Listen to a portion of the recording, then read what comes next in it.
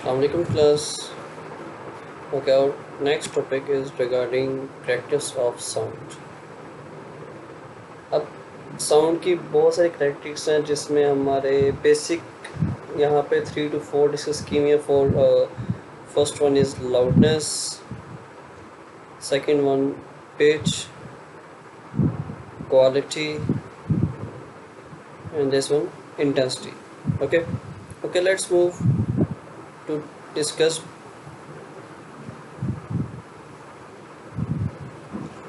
First of all, we are going to discuss the loudness. अच्छा, loudness actually आपको इसके के वर्ड से ही इसका पता चल रहा होगा कि हम इसमें कोई आवाज़ कितनी ज़्यादा लाउड है या फेंट है, उसको हम डिस्टिंग्विश करेंगे. ठीक है, तो ये आपका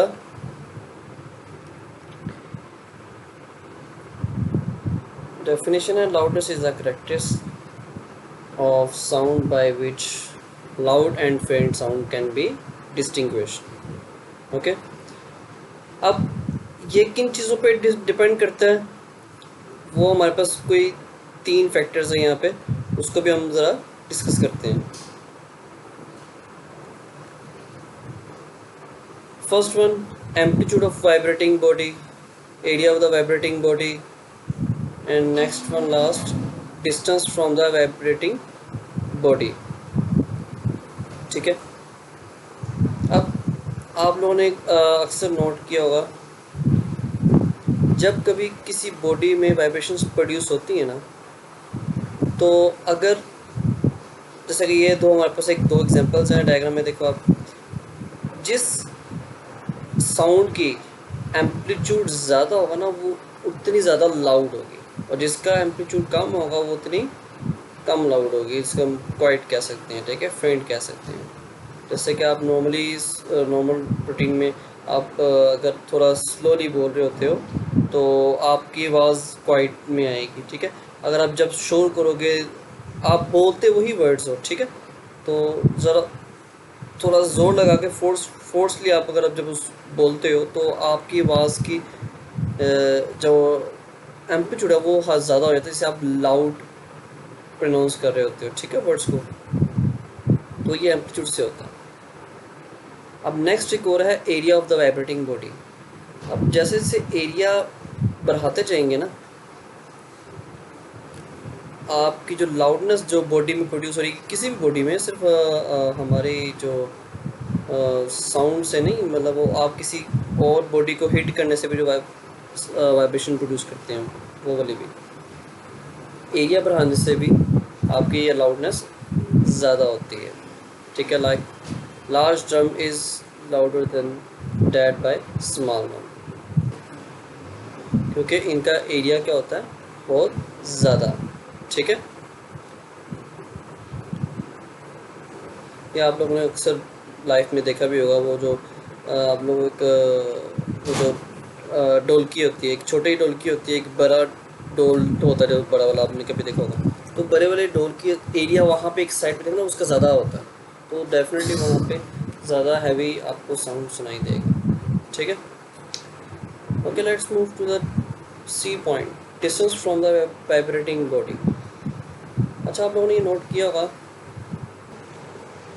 अच्छा, तो ये जो लास्ट पॉइंट है ना आपका, तो इसको आपने प्रैक्टिकली सब नहीं देखा होगा. ठीक है, जब कोई चीज़ कहीं से साउंड प्रोड्यूस हो रहा हो और आप काफ़ी फासले पे हो, तो आपको आवाज़ थोड़ी सी कम सुनाई देगी. ठीक है, जैसे जैसे आप उस सोर्स के पास, उस साउंड के पास जाते जाते हैं, तो आपको लाउडनेस ज़्यादा सुनाई देती है, आपको वो ज़्यादा ऊंची आवाज़ सुनाई देती है. ठीक है, ऐसे आपने सबने ऑब्जर्व किया होगा. इसकी वजह क्या है कि जैसे से डिस्टेंस दूर होता है ना सोर्स से बॉडी का, जैसे साउंड दूर होती जाती है, तो उससे एम्पलीट्यूड जो है ना वो डिक्रीज़ करता है.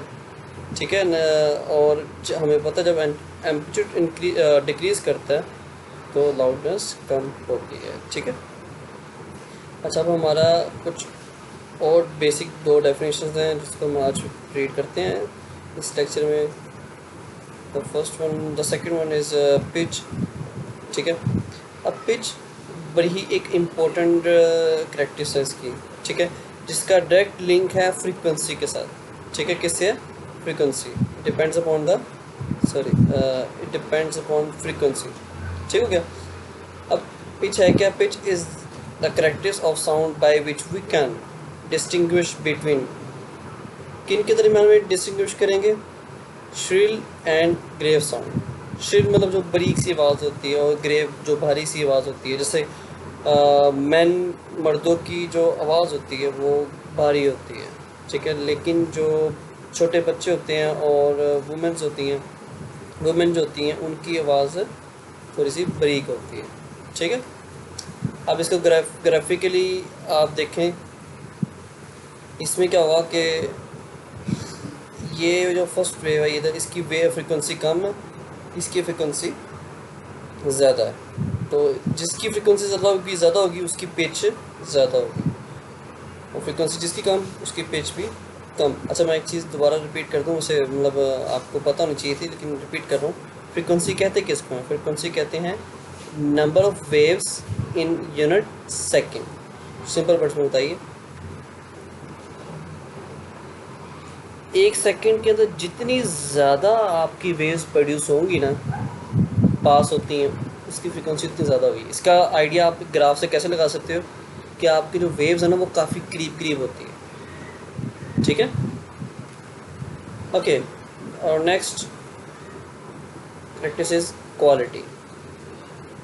अब ये क्वालिटी समझ लो कि जैसे कि हम अक्सर कहते नहीं यार, इसकी आवाज़, इस सिंगर की आवाज़ अच्छी है, उस फलां पर्सन की आवाज़ ज़्यादा प्यारी सी है, से हम इस तरह से बात करते हैं, या फिर हम एक रूम में बैठे होते हैं और बाहर से कोई बंदा आता है, वट कोई भी घर में फैमिली में वाला कोई बंदा वो बात करता है, तो हमें पता चलता है कि दो तीन बंदे आपस में बात कर रहे हैं, तो हमें पता चल जाता है बगैर देखे कि ये जो बात बोली है वो किस इंसान ने बोली है, ठीक है। ऐसे होता है कि नहीं, चाहे बात एक ही बोल रहे हो दोनों, लेकिन साउंड सुन के हमें फील हो जाता है कि ये फलां बंदे की आवाज़ थी, ये दूसरी फलां बंदे की आवाज़ थी, ऐसे ही है ना। वो किस वजह से, वो ये क्वालिटी है सब में, जो ये चीज़ जज करने की एबिलिटी देती है, ठीक है। The practice of sound by which we can distinguish between two sounds of same loudness, चाहे उसकी लाउडनेस सेम हो, एंड पिच, चाहे उसकी पिच भी सेम हो, ठीक है, इज कॉल्ड क्वालिटी।